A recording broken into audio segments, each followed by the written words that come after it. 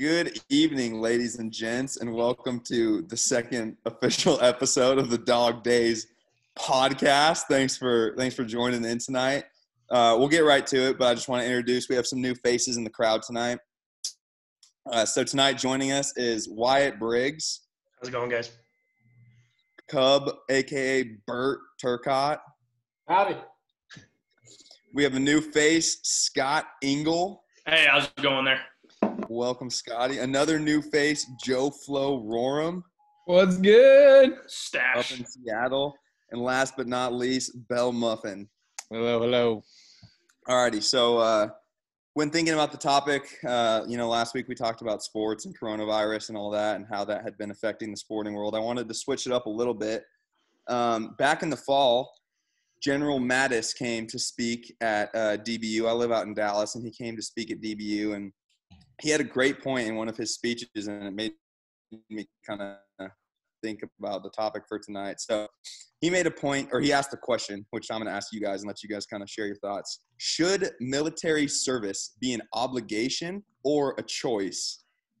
As a country, should we make 18-year-old male citizens serve in the military to some extent? Now, I'm not saying frontline service. I'm not saying they have to be out there on the front lines, but to some extent, should every male citizen in our country serve our country? Okay. That's an excellent topic. I'm going to flat out just say no right off the bat, personally.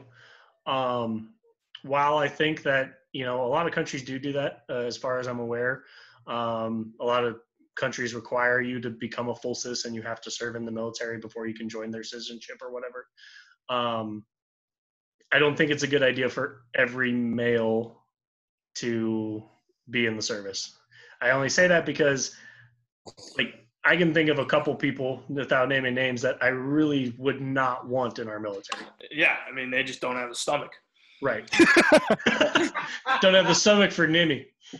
Yeah. But I'm not necessarily saying they're serving in the military as soldiers, but serving to some capacity, serving our country. Okay. So that could be working in the government. That could be working in a desk job for the military. So not literally. So government worker would be included then. Correct. Okay. But to some extent serve our country. I think if we think about it, the countries who usually do that, so Israel does that. You have to, I think everybody, not even just guys, I think women do too. I think you're right. That could be wrong on that. But if you look at that, it's because of their I would assume their population size is obviously a lot smaller, and they're in between all of the countries who are trying to attack them all the time. Israel's on high alert at all times. Exactly. But I think for America, I don't think that it would really work, because if you think about it, just think about the people that are in the country right now. I just don't think that it would really have the support. People would be negating all of the work that they had, because we already have people burning flags.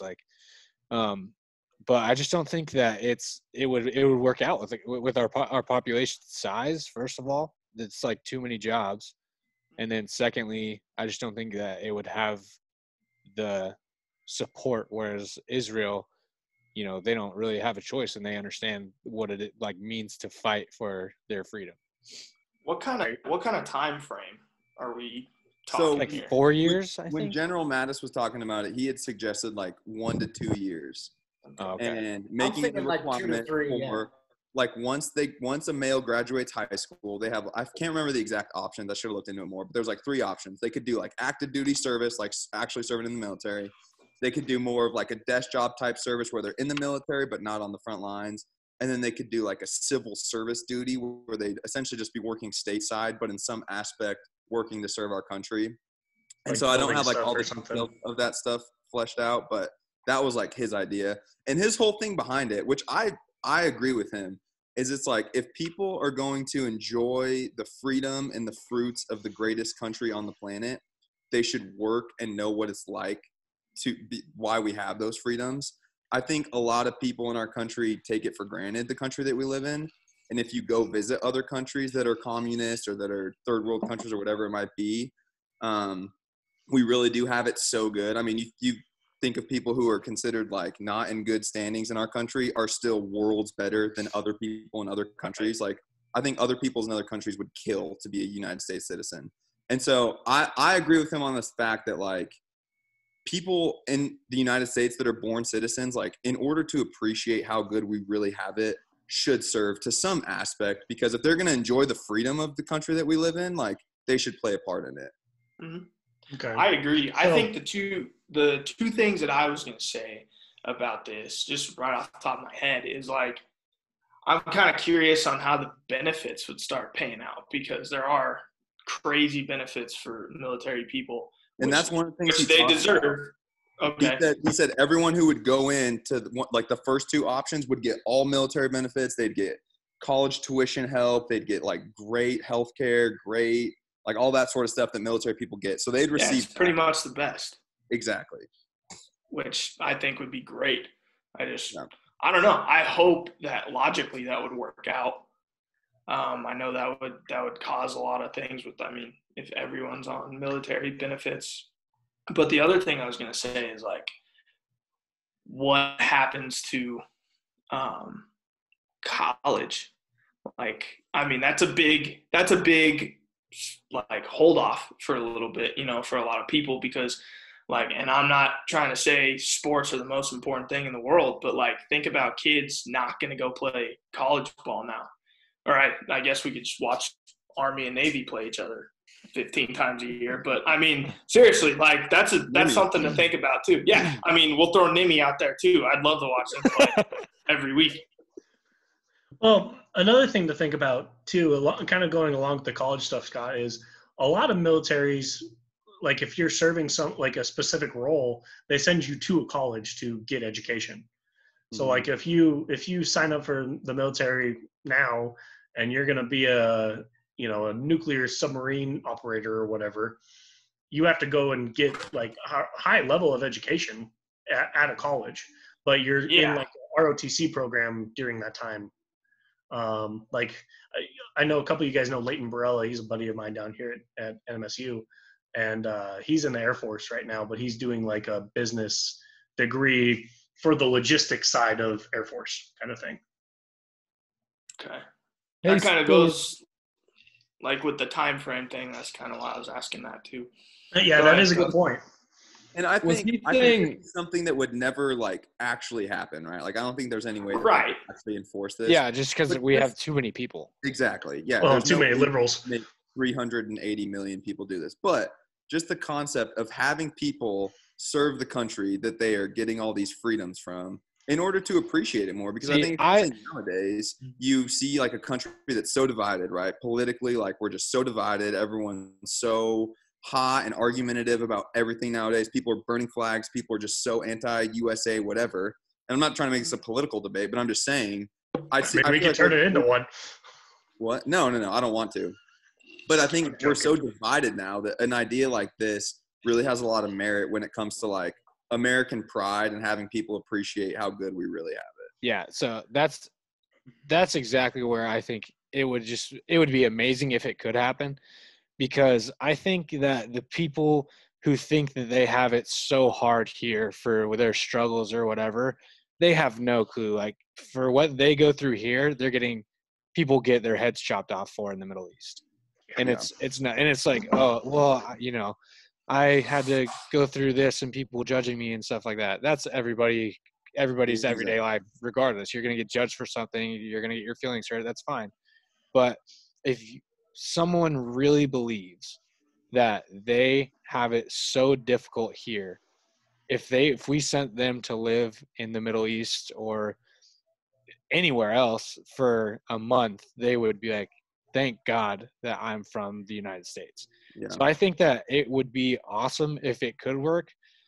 I just, like you said, with 380 million people, there's just no way that we could make it work. Yeah. But I do think that if we were to somehow successfully implement that, it would be a very different country. And I think it would be much, we'd be much better off with the type of mindsets that are created through that. I agree. So while we were talking about this, I pulled up a thing online just a map of the countries that require military service and the countries that don't require military service. So I'm going to share my screen real quick so you guys can take a look at this. Everything in red is going to be countries that require military service. So we got, Russia, China, stuff like that. Everything in green is China or countries that don't require any form of military service. So, USA, Canada, Mexico, I didn't know actually requires military service. Yeah, that was a shock. Kind of weird. Brazil, if you guys know a couple of these other countries, let me know. I'm not that good at geography, but Russia. Russia. Thanks. I said Russia earlier, so Germany China. But I don't know. I just thought it was something cool to share real quick while we're talking on the subject. For those of you that are watching our YouTube video, you can also follow us on Dog Days Podcast on YouTube. Yeah, I want to hear what you have to say, because for those listening, Cub went to a military junior college, so he probably has the most military background of any of us. Definitely the best stomach for sure. Yeah. So I mean, I've actually thought about this a lot. Imagine if that happens. Imagine our society as a whole after people go through a military boot camp. I definitely went through type of like an abbreviated boot camp down there in New Mexico military. Nothing as hard as a 6-month basic with the Marines or the Army, stuff like that. But I just spent 2 years down there, and I tell you, I was a different person when I left the 2 years down there. It definitely matures you, and it kind of gives you a little structure, and it gives you a different way of thinking about stuff, which I think is for the better. Now, there are a lot of, like you guys said, there's a lot of issues with, people with no pride and stuff like that in the United States. But I will tell you that if we were to implement a 2-year requirement, 2 to 3 year requirement of military service, go through a boot camp, and just try to figure out what's going on with your life, And the way I look at it is, how many of us when we were 18 knew what we were going to do? I thought I did. 6 years into college. You have no idea what you're going to do when you're 18 years old, whether you're playing a sport or not. 0.1% of all athletes go play pro. So like, I'm not trying to down on don't live your dreams out, but you got to kind of look towards the future. What are you going to do as a career if making that pro sport doesn't pan out? So I think if everyone went through a 2 to 3 year process like that, I think the United States would be absolutely unstoppable. It would be absolutely unstoppable. What do you think? Let me ask this. What do you think? So say 2020 election happens, blah, blah, blah. The first thing that happens is the president issues it's mandatory for every, at least male citizen to do some sort of military thing like you're talking about. What do you think the reaction is from the country? Oh, it would be unreal. There would be riots in the streets. I agree. Which sucks. Would not go over well. Yeah, absolutely. Also, that's I think there, like you said, there absolutely would be just kind of chaos. But is that? I mean, that's what makes America America, is we have freedom of speech, which is arguably, that's one of the greatest freedoms, because if you disagree, then you can speak up. So there's kind of that fine balance of, if it's mandated, you have to do it, but we're going to see people freaking out over it. Yeah, without a doubt. I mean, you bring up good points, freedom of speech. One of the greatest Bill of Rights, freedom of speech, first one. Perfect. But how much is that are we enforcing right now? We got Republican speakers going to liberal campuses, and they can't even go on the podium and speak on their views. Well, let's turn political quick. Is that freedom of speech? No. We are prohibiting that as of right now. It's kind of ridiculous, you know. It's kind of like, Yeah. I'm sorry, but I think to piggyback off that idea, and again, this is all like not like this would ever happen, but if it were and people did riot, I think something the government could say is like, hey, you want to enjoy that freedom of speech and use it? Then why don't you go defend it like so many people do that you're just so ungrateful for? Yeah, but where we're at right now, people just now they don't understand that.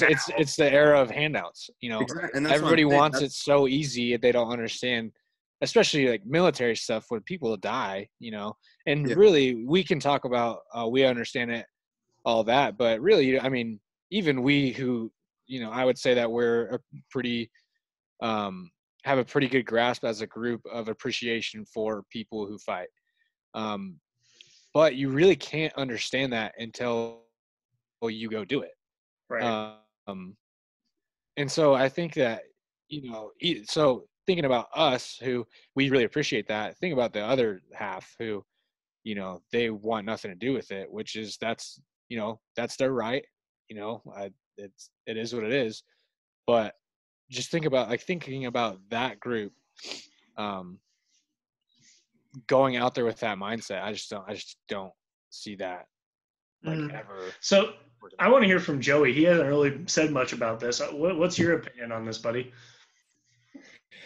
Yeah, no, it's definitely very interesting. I'm kind of glad you asked it because it actually challenges me to think. I'm not gonna lie, like I don't look into this kind of stuff a lot. I probably need to more, but I think it's interesting. To be honest, I don't see how it would work very effectively. I'd say if we were to do something like that, we'd have to do it in some sort of effective way that doesn't, you know, limit people from still doing what they dream to do or what they want to do. So whether that's maybe it's not as full or as extensive as maybe it would be, you know, if you were to just, you know, go into services like that. But, you know, like if they could still go to school and serve at the same time, or go to, you know, do what they want to do after high school or when they graduate or when they turn 18 and still serve in the military in some sense. Like if we could have some sort of balance like that, then I think it could be effective. But I don't see how it would be very effective. And yeah, it'd probably be beneficial in ways, but I think there'd be more negatives than positives that would come out of it, if I'm being honest. So yeah, I mean, but then again, I really have no idea. I mean, none of us obviously really do, but yeah. I think it would definitely be an adjustment stage. Yeah. I mean, but like if you think about it, I mean, it sounds crazy to implement it now because of how much stuff we have in place. But like if we were to make that jump and that was the norm, eventually everything would go back to normal with adapting to this. Or imagine if our founding fathers would have like written this into the Constitution. So it would have been like, imagine how different our country would be today if this was something like it was just normal, like we didn't know any different. And, you know, it's like people had to serve a year or two and that's it. And then they could go on with their life, go to school, do whatever. But like, I just wonder what it would look like today. I do like the education side of it, what you guys are bringing up, because I know there's a lot, like there was, I saw this whole article on kids in Russia that were learning how to like survive in the outdoors as part of their military training. But they were young kids, like they weren't even 18. I know things are a lot different over there, but like to learn necessary skills like that, like that's pretty cool stuff, I think.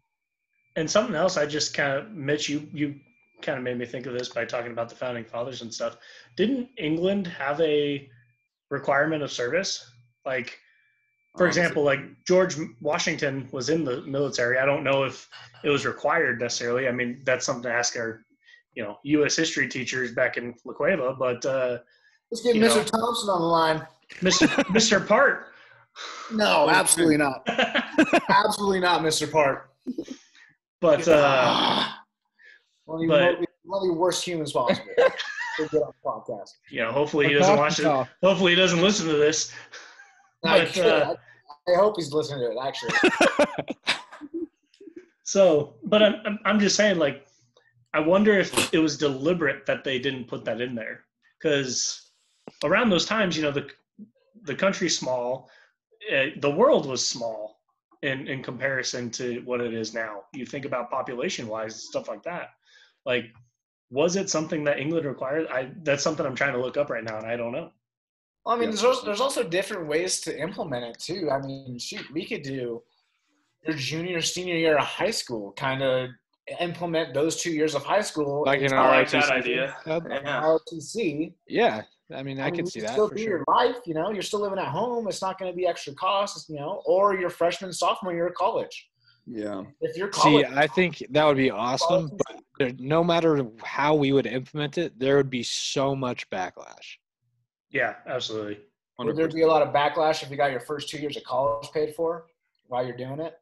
I mean, it's possible, but I just don't think. I mean, you know how people are now. Yeah. Um, On that they're just- subject, I mean, that's obviously. but that's how it is. Like it's a free country. You can speak your mind. You can do that, and I think it's you see the division in it now, but it's what makes the country the country.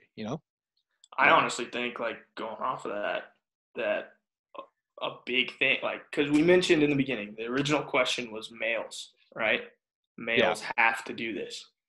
So, I mean, there's going to be people that are going to be, oh, why don't females have to do it? Yeah, I mean, there's definitely going to be people out there with that.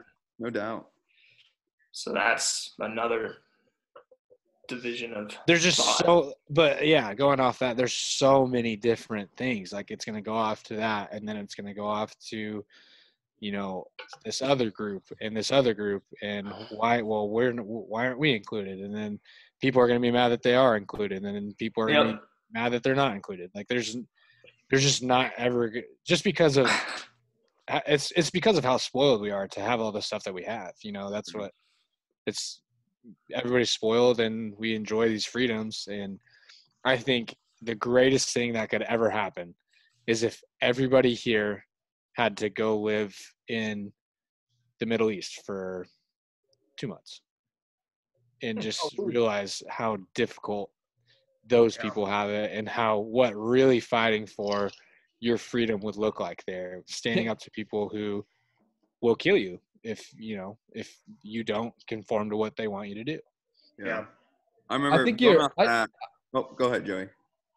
Well, I was just gonna say, I agree with that for sure. But I mean, I remember I went to Thailand for a couple months, and obviously I'm not in I went there on a mission trip with the church, so we went to some pretty poverty areas, and pretty crazy places. We're obviously not seeing anybody, get their heads chopped off, and it's not super crazy and wars going around, but we saw some pretty crazy stuff that was really real that you don't see in America at all.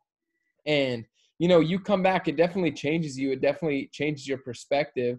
But I know there are so many people too that even if they did experience something like that, they'd still come back and they wouldn't care. They would just, because they're, people are people and people want what they want. And, they would, it'd maybe make them grateful for a bit. But some people too, I mean, there is so much that goes into it, but there would be people too that, it's just just back to America. I'm safe. I'm comfortable again. Oh, it's whatever. You know what I mean? So there's going to be people that it radically changes their life. But I think there's going to be people too where it's like, oh, wow, that was crazy. Thank God I live here. It didn't really change me, Yeah, which is a shame, but you're absolutely right. 100%. So yeah, because we went to Cuba this year too, and I, exact same thing like you were saying, and I think where you really see it is when you get to talk to them, because I spoke broken Spanish to them, and from the little bit that I learned throughout high school, Senor Pino is the greatest teacher ever, by the way. But they were so just like, oh, America, my husband's uncle's niece, blah, blah, blah, went to America, and he just is so grateful for it. And I think that's amazing when you get to see the people who have lived in these places their whole life, and then they get the freedom that we enjoy every single day and that we absolutely take for granted no matter who you are, to see them and how grateful they are for it because they've lived through, socialism, communism, whatever. Even Mitch, do you remember that the cab driver that escaped the USSR that we had in New York. Oh yeah, that was crazy. Yeah, I mean, so long story short, we're in New York for a family vacation, and me, Mitch, and Caleb's family were all together, and we had this driver, and he was talking about, he had a very thick Russian accent, and we forget who it was. I think it was you, Mitch, who asked him where he was from, and he said Russia, and he just, somebody, I think Caleb like cracked a joke, like not even like meaning to like hurt him in any way, but it was just like, oh yeah, like Russia's crazy, like the government's crazy, blah blah. And he's like, yeah, I escaped. Like it turned like on a dime because he was like, I escaped Soviet Russia, and I am so thankful every day that I get to drive Uber in this country. Yeah. And it's like, dang, this guy's driving people around, and he's like, couldn't be happier that he's not. He what did he say, Mitch? He was like, you cannot imagine. Yeah, he's like, you have no idea. Like, you cannot imagine USSR. Yeah. Yeah. So I have a little story too to kind of piggyback off that, and then we'll wrap it up. You guys can say your final thoughts, then we'll get out of here. But when I was playing ball at ACU, we had this coach who was really old school. He was an old guy. You guys all play sports. You know how the old guys are just funny, like right when they're yelling, they have just the most clever stuff. So I remember one practice we were running a bunch, and one of the kids was just crying and complaining. Just this kid was just being a punk. And the coach was just yelling at him. He's like, why are you crying? Why are you complaining? Like, get over yourself. And he said, you know what 18-year-old kids your age are doing in Russia right now? He said they're digging coal because they have no other choice. They're forced to do that stuff. 18 hours a day, they're digging coal to survive. And then so from then, every time someone would cry or complain, he'd always say, you could be digging coal in Russia. And like, it was a joke. Like, we laughed about it. But it's like the reality is true. Like just what Austin was saying. Like, I think so many kids our age would kill to be in our shoes. And like, we just have it so good that we don't even realize if we were in so many other places, we'd be doing stuff that is just unimaginable. So if you guys have any other final thoughts, we can throw them in there, and then we'll wrap this thing up. God bless America.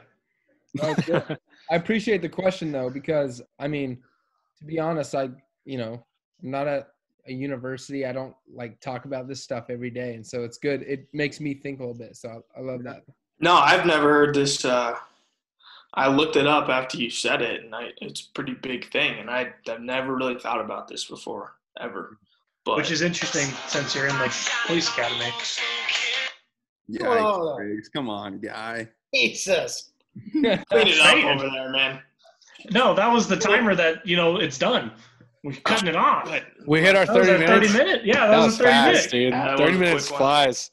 Well, thanks for tuning in, folks, and we'll catch you next week. Thank you, guys. All right, we'll see you all. Later.